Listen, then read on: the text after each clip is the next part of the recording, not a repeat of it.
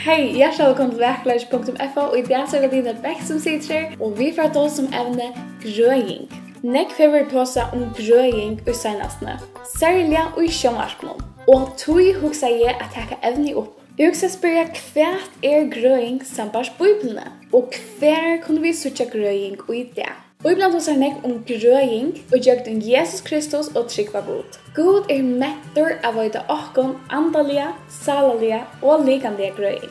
Og han ikke derfor til. Ta du iverflamter av halsotrobelagon, ring og nødkjøyden, trobelagon og perleie eller tronabandet, så kan Gods og ibland være en kjelda til hjelp. Så ikke gjør opp. Guds løfter stor og rik, og de kunne vi lyde av og kvile for nå og for akkurat fremtid. Så vi får ta som grøying, og vevnende kan ta vise dere hva Gud mettor at gjøre. Og også i tunnelivet til Gud en personlig Gud. For nøkla til oss så kan året grøying tidligere egle fremmat. Men det kan også omsettes som helsebøt, lekedømmer og at gjøres frusker. Og da skal så det helbredelse. Helbredelse. Ok, helbredelse. Og en skal ordet cure, healing eller recovery. Jeg vet også om andalige, salige og likanlige grøying. Men først så var det ta som det som trygg for god legger størst dette i Bibelene, nemlig andalig grøying eller frelse. Så andalig grøying eller frelse. Jesus gjør det mange under som var skjønnelig for mannen egen. Ta han grøtte mennesker likanlige, sier han ofte hes i årene. Sinde du nær der fyrirgivnar, eller trygg du nær frelste. Likanlige grøyingen Jesus gjør det var en mynd av en større grøying, som hendte innan og ta i hese menneskene valgte å trygge Jesus. Jesus visste at ens vel som han har mått at grua mennesker likanlige, så har han også mått at grua mennesker andalige, eller fyrirgiva sint. Lukas vel som en skjønnelig grøying for ut utdanna, så får en skjønnelig grøying fram innan ui. Vi leser nemlig fra Isaias 3:3 at Jesus kom for å dodja for okkara sint og gjøre okkara grøying fra sint. Det vil si at det den andalige grøyingen vi tar som nå. Vi kan si at la fyrgjøving fra sint. Men var sørd for brått okkara, såra for miskjer okkara. Straffen var lagt av han så vi skulle ha fri, og vi sa at han sier vi krøtt, så i kjøkken Jesus deia, kunne vi få andalige grøying. Vi kunne være frelst. Og vi kunne også spørre, men hvor gikk Jesus rundt og grøtte mennesker, ta han verleggen og bare kunne sagt, sinde du nær der fyrirgivnar, eller trygg du nær frelste. Det svarer var vi i Johannes 15. Vi ikke kommet hei tala til tara, høyde de ikke synd, men nå har de unga avsekkan fyrir synd syna. Hei ikke gjort versk mittlen tara som ungen annar hever gjort, høyde de ikke synd, men nå har de seg og de hata til bæge med og feimun. En stor pastor av grøyingen og undren Jesus gjør det, var nemlig for å prekva at han var Messias. Han hei mått at fyrirgjeva synder.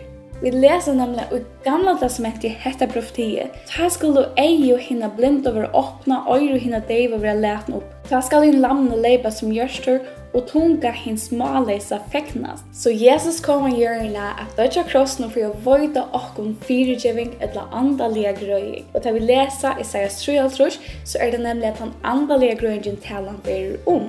Så vi trygg av Jesus, vi bjøen inn i akkurat liv, så får vi et frelse, andalige grøying fra sint. Så var det da som andalige eller salarlige grøying. Sint, misbruk, vannrøkt, avvisning og svik, elva ødel til stora, kjenslige og andalige pøyner, som gjør lykkene kan skeie og pøyner som likanlig sjuka og pøyner. Men Gud akkara lakne kan fullkomlige leke akkara gjørster og binde akkara sær og gjøre okkon høyl. Andalig og kjenslelig grøying ofta en gong som bunden at vi virkjen. Det vil si at vi åpner akkara hjerte opp for Gud i bøn og lette han arbeide i akkara livet i kjøkkenet sitt år Bibelene. Her det nege vers i Bibelene som kunne løye til en fullkomna grøying, kjenslige. Og her sin nøkker vers. Kom her til min, alt tid strevast og ha tungt å bære. Jeg skal gjeva til en kvilo. Siden var det også om likanlige grøying. Så hva sier skeptikerne? Og I store samkommer i USA nekvar samkommer og kyrkjer som vinner nekvan pening av grøykermøten. Nekv såkalla grua, likamliga, motivera av peningakærlaga. Og vi leser i Bibelen at peningakærlaga råden til alt ill, så just hæson må vi tryggvande være ekvelige væren. Vi døya kanna etter hetta rætt sambart Bibelene. Og en skeptiker som høyne vurste av i god signe følger og Darren Brown. Han kritiserer middel annet vi kjente øynvøkstergrøyngene, som også være suttja og i god signe følger. Jeg må personlig vigenga at nok så tårtrykven, eller var som vi vurgjende hæson øynvøkstergrøyngene. Og øysene nok så tårtrykven i møtvisthøymen som bruker hæsa metodene. Og det ganske ikke populært å si ja, men egentlig samt vi som skeptikeren Darren Brown. Og mest tog at do ikke suttja at det en hending i Bibelene, da vi suttja at øyne lærersvøynen eller Jesus sjølver krøyer nekran vi hæsere metodene. Og det mest altså ikke at jeg sier at Gud ikke kan grua, sånn det kan gå grua. Og jeg tror vi fullt og fast på at Gud kan grua, og jeg tror det er så viktig at vi som tryggvande bia fyrir øre mennesker som sjuk og veik og strøyast. Og Bibelen tåser også at akkara skylda som tryggvande at bia fyrir mennesker. Og Gud har givet lyfti at bønnen skal hjelpa henne sjuka. Så kvært sier Bibelen? Det eise bare i gammalsmentet og nytelsmentet at Gud har kraft at grue akkara likan. Og jeg vil gjerne at jeg skulle legge til merkes det er rætt å si av en menneske at jeg sjuk, orsaka av å tørre sint. Og jeg vil si det som folk bare må stegge si. Jeg hører det at folk sier at andre folk vil ikke grød orsaka av at jeg har forluttet trygg. Røyen kan ikke gjøre vi og så store eller luttet trygg vi sjuke hever. Jesus sier at høyde de trygg som sinnopskopp. Og jeg halte til unga det rætt å si vi kommande som sjuker at de har ålutla trygg. Gud kan gjøre under, og jeg synes til okkara trygg løydel og ivande. Under Guds hender ikke av hvor så stor eller fantastisk okkara trygg men av hans vilja, fyri atlan og mått mikkel hånd. Og jeg halte det heller øvut at man kan sette spårning vid han som byr fyri tømme sjuko, hvordan han lever i fyrir gode. Vi leser bønbine rettvis som han avriker i nekv. Tror ikke at Gud kan grue akkurat likam enn i dag. Og Gud kan gjøre dette av imiske måter. Gud gjør okkom visdom og vit og lakner at grue okkom og hjelpe okkom vi sjuko og pynno. Gud kan loja der uthoi som der gjør. Gud kan grue okkom gjøkken høyleva, kostatloner, vendinger og så framvegis, kanskje operasjoner enn da. Vi leser nemlig at ødel gode gaver fra Gode. Vi har selv glutenallergi, og omlegging av koste var grøy for mitt likam. Og jeg ble bedre fyrir, og jeg slapp av i til likamlige pynene som jeg heier. Og det ganske mye det som viser ikke som vanlige eller naturlige grøynker som hender i dagligdagen, uten vi var nesten. Men det lukker vel en grøying for det. Og vi leser også at kjøres frusker fra sjuko en grøying at Gud røyser og fram opp etter. Og jeg tykker at flere av okken har mye vi som virus noen, og vi var så sjuk og vi hadde feber, men vi ble frusk eller Gud røyser okken opp. Han var også sjuker og de sjuker. Men Gud miskunnet i honom, og ikke bare honom, men mer vi, så skulle ikke ha sorg om man har sorg. Søttnaslei av grøying det som vi kallar under. Akkurat hender som ikke vanligt vil hent. Flere døme om mennesker i Bibelene. Nøkker som blir likamlige grøtt, og ånder ikke. Akkurat kvui vidar vi ikke. Men det hele nøkker vi Guds fyr i atlan at gjøre. Nøkker fast som god krøtte var med annan naman i gammalsmette, og i ursøsfak i gammalsmette, og så flere dømer og mennesker i nødjasmette som Jesus krøtte. Så er nøkker fakt som ikke blir likamlige grøtt. Jeg var ikke om jobb hårdelig her, men det var ikke lengt til en handler likamlige grøtter, røster og patter.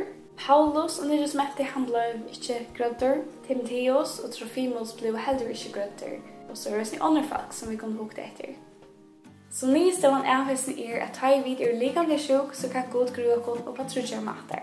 God kan gru okkar sval og anda til seg vid, og I okkar vorklager sjuk kun sudja hver han og takk med honom. Han sier då ser vi de frelsene. Det får dømer til mennesker som har liat det stra over sjuk, må ha så valgt litt med jesse. For en som noe tryggvande, så kan God lete han veksa, og gjøre noen styrke og tål å holde sjukene og pynene ut. Hva skal God enda lete vi kommer til å være et vittne og gjøre noen større sjuke og vortlegge? Og da vi hittar vi Guds egen, så har han den grøringen, et lesen vøksteren, den andalige vøksteren, har evet fire Guds egen. Så kan God grua okkar liga. Kanskje han gjør det gjennom medisin, eller kanskje han gjør det gjennom et under, eller underdømmer. Men det skal også vi merke at henne grøingen kan være fantastisk, men hun også en firebilslås. Tui vi kunne unga til å bli fullkomlig grøtt her nere I hjørnet. Og på et torspunkt så vil vi bli sjuk, få virus, vøyklager, eller bare etle. Så nummer 3, så kan God grua okkur fullkomliga. Det vil si at teka okkon heim til himmels. Og hette en fullkommen grøying til videre bortur fra alle pyno, synd, sjuka og sorg. Og I huset nevna nøkker ra I samband vi bøn. Sambars bøyblene så øyer vi det bia for øron sjukum. Jeg får lese 3 vers. Lujer nekkar at hikkun ilt, han bia. Nekkar glæver han sin låsong. Nekka at ikon sjukur, han kallar til synar, hin eldste og I samkomne, tar skulle bie I rånon og salva han vi olje I navn I herrans. Og bøn bien I trygg skal hjelpa hin sjuka, herren skal røysa han opp, og her han gjør sindir skulle der være noen fyrtjinnar. Hjelta til synder hver fri øron, bie hver fri øron fri at de kunne være grøtt, bøn bien rettvis mann I avriga nekv tajon ver bien vi kraft. Hugsa med det vid oja at bia for fellesryggvande som loja. Og vi har lyftet at bønnen skal hjelpa. Her stender ikke at hun skal grua, men her stender hjelpa. Det kan være god velger at hjelpa dem å grua deg, eller god velger at hjelpa dem å gjøre dem en tål og uttalende trost.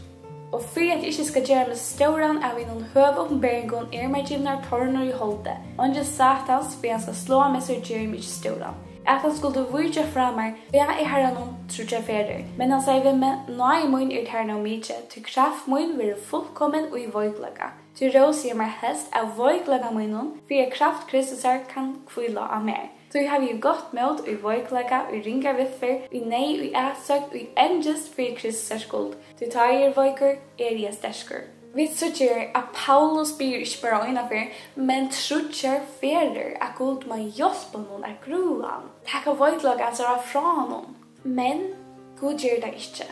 Og vi leser oss når Jesus ber, ferier, hei du vilja tidjende kallik fra meg, til å være ikke vilje min, men tog. Vi leser at Jesus ber å slippe undan kallik noen. Kanskje ser du som Paulus ber, takk det fra meg. Og til samme kunne vi øyne som mennesker bia God takk det fra meg, eller grø med. Men vi dør også bia til God at han ser vilje med roa og ikke åkere.